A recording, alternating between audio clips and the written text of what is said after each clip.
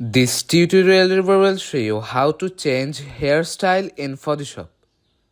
First of all, download a PNG here. I wanna change this model hairstyle. So I'm gonna dragging this PNG here and putting it here.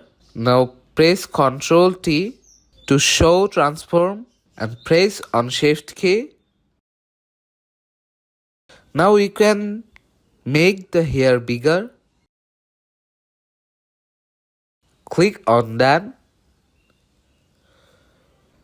and click on Edit. Click on Puppet Warp.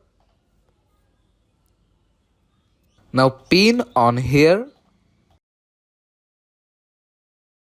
and click on Pin to adjust the hair.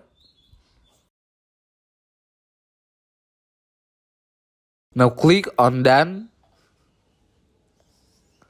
And here you can see the before and the after result. If you find this video helpful, please make sure to subscribe Tutorial River. See you in the next video.